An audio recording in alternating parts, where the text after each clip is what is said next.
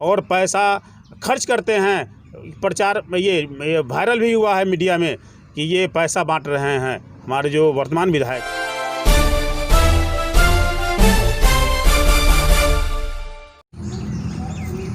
नमस्कार, बहुत बहुत स्वागत है आपका इंडो नेपाल टाइम्स में। अभी हम चुनावी यात्रा पर हैं और पहुंचे हैं पारू विधानसभा क्षेत्र के सरैया में, जहां एसयूसीआई कम्युनिस्ट के उम्मीदवार नन्हक शाह जी हमारे साथ मौजूद हैं। हम इनसे चुनाव पर चर्चा करेंगे और जानेंगे कि ये किन किन मुद्दों को लेकर चुनाव मैदान में जा रहे हैं। सबसे पहले अपने टीम की तरफ से बहुत बहुत स्वागत है आपका जी। मेरा पहला सवाल होगा, आप किन मुद्दों को लेकर मैदान में जा रहे हैं, जनता के बीच जा रहे हैं और वोट मांग रहे हैं? पहले तो जनता से मेरा सादर अभिनंदन है, नमस्कार है।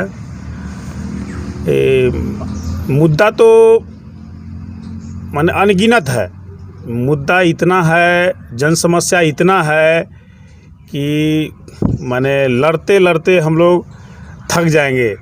लेकिन जो पारू विधानसभा क्षेत्र का जो मुद्दा है, पिछले 3 दशक से 25 वर्षों से सरैया का रेफरल हॉस्पिटल भवन बनकर तैयार है, लेकिन अब तक इसी समय 25 साल में लगभग 3 टर्म रहे हैं हमारे माननीय भी वर्तमान विधायक अशोक कुमार सिंह।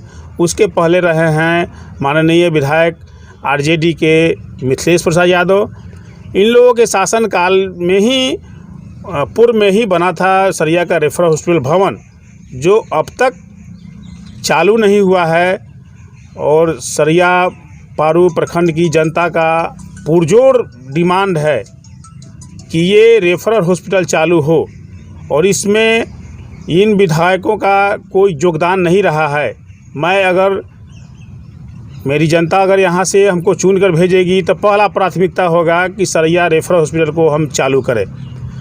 इसके लिए सदन में जोरदार ढंग से आवाज़ को उठाएंगे। यहाँ के प्रतिनिधि अगर बनेंगे तो बुलंदी से आवाज़ सदन में उठाएंगे, और सरकार हमारी बात को अगर अनसुनी करती है तो पारू विधानसभा क्षेत्र के 42 पंचायत हैं, 42 पंचायत से 42 दूना 84 बस को भर के और विधानसभा को घेर कर सरकार को मजबूर करेंगे, बाध्य कर देंगे कि सरैया का रेफरल हॉस्पिटल चालू होना चाहिए।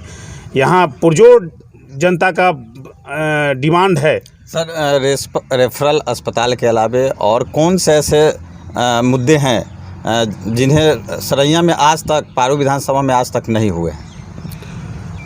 यहाँ तो बहुत सा मुद्दा है जो भ्रष्टाचार का है। ये अभी हाल फिलहाल में कोरोना महामारी में प्रवासी मजदूर आए हैं, उनकी अनदेखी की गई है। सरकार द्वारा सभी को राशन फ्री में राशन देने की बात हुआ, लेकिन वो भी अनदेखी की गई है। बाढ़ में सारा घर द्वार, खेत खलिहान सब डूब गया, उस पर भी सरकार का कोई ध्यान नहीं रहा।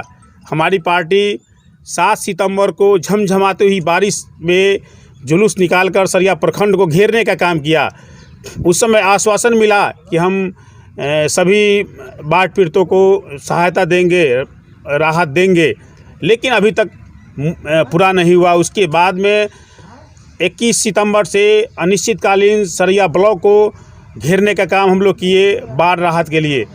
उसके बाद चुनाव आ गया, उसमें भी आश्वासन मिला कि हम सभी लोगों को अनुश्रवण समिति के द्वारा जो आया है रिपोर्ट, उसको हम भेजेंगे। अनुश्रवण समिति में भी धांधली हुआ है।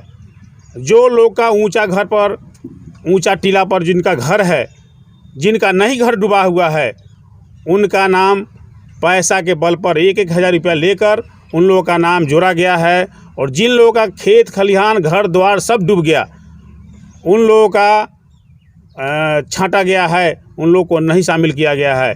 इस सभी सवालों को लेकर सरैया प्रखंड पर हम लोग आंदोलन किए हैं, और चुनाव के बाद भी हम लोग करेंगे। हम लोग का ये लक्ष्य है कि प्रखंडवासियों को बाढ़ राहत का पैसा मिले, किसानों को खेती करने के लिए खाद बीज सरकार के द्वारा उपलब्ध कराई जाए, और सरैया ब्लॉक में, अंचल में जो भ्रष्टाचार का आलम बढ़ गया है, एक भी छोटा सा काम के लिए जाइए, आधार कार्ड के सुधार के लिए जाइए, लंबी लाइन में लगनी पड़ती है। वो 3-3 काउंटर बनना चाहिए जो जनता को परेशानी नहीं हो। 3 दिन 4 दिन ब्लॉक पर लोग जाते हैं दूर दराज से आकर और आधार का सुधार करवाने के लिए और मायूस हो जाते हैं। तो भ्रष्टाचार का जो आलम है हर एक क्षेत्र में, अंचल में, ब्लॉक में, ये खाद्य आपूर्ति विभाग में सरैया। आपने सवाल उठाया कि सरैया विधानसभा क्षेत्र में भ्रष्टाचार जोरों पर है जी। तो 3 टर्म से यहाँ विधायक रहे हैं। अशोक कुमार सिंह जो भाजपा के प्रत्याशी हैं, इस बार 3 टर्म से लगातार विधायक रहे हैं। इस बार क्या स्थिति रहेगी?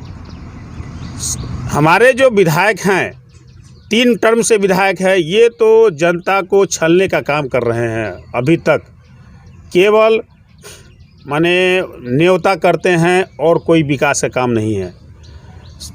माने यहाँ का शिक्षा व्यवस्था चौपट हो गया है, बेरोजगारी चरम सीमा पर है। इसके लिए माने हमारे न विधायक का कोई चिंता है, शिक्षा का कैसे सुधरे उस पर कोई चिंता नहीं है, स्वास्थ्य कैसे सुधरे इस पर कोई चिंता नहीं है। इनकी माने 3 बार जो विधायकी रही है, इसमें इनकी कोई उपलब्धि नहीं है।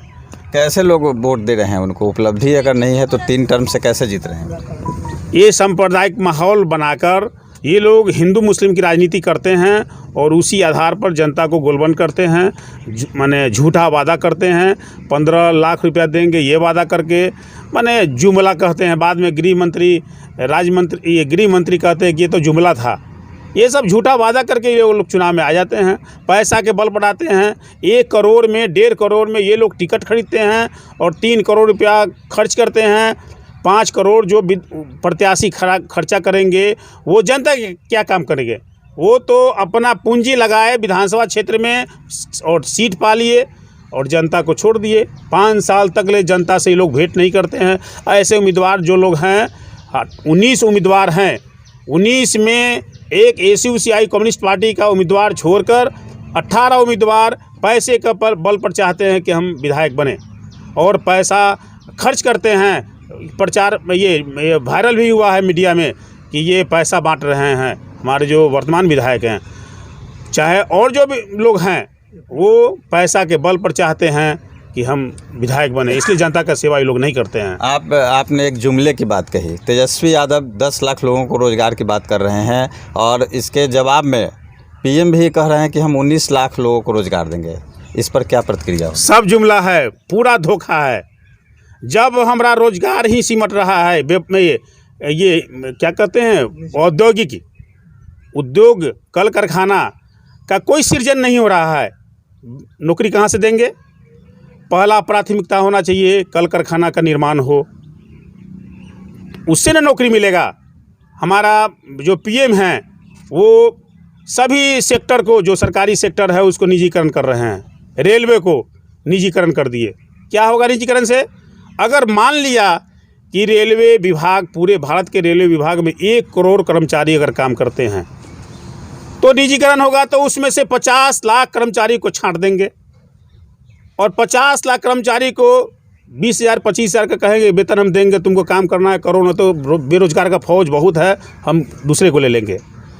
और 1 करोड़ हैंड से जो काम लिया जा रहा है रेलवे को, वो 50 लाख हैंड से काम लिया जाएगा और वेतन भी कम मिलेगा उनको। ये पूरी उद्योगपतियों, पूंजीपतियों को लूटने का साजिश है निजीकरण।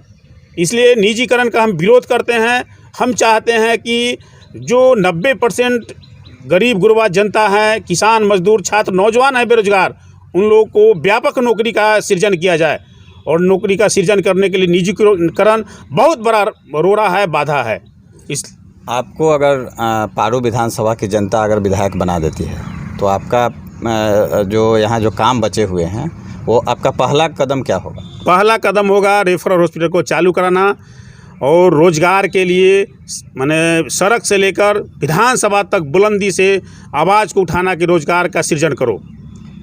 अंतिम सवाल है, आप पारू विधानसभा के जनता जो है, जो मतदाता है, उनको आप क्या संदेश देना चाहते हैं?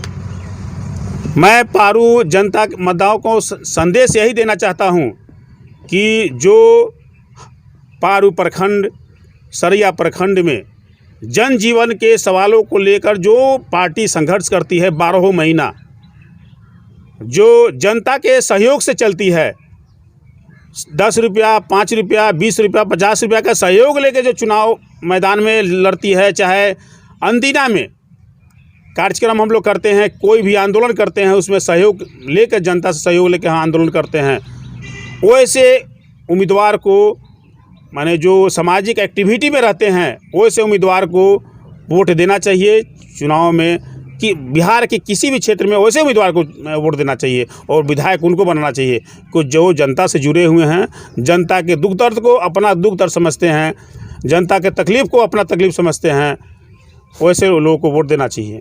चलिए, बहुत बहुत धन्यवाद हमसे बात करने के लिए। जी, बहुत बहुत हम भी आपको धन्यवाद दे रहे हैं, जनता को भी हम धन्यवाद दे रहे हैं और आग्रह कर रहे हैं कि ACUCI कम्युनिस्ट पार्टी के उम्मीदवार नन्हक शाह को टॉर्च, बैटरी वाला टॉर्च पर वोट दे, 6 नंबर पर है और भारी मतों से विजयी बनावे और यहाँ की जन समस्याओं से मुक्ति के लिए ACUCI पार्टी को उम्मीदवार को विजयी बनावे।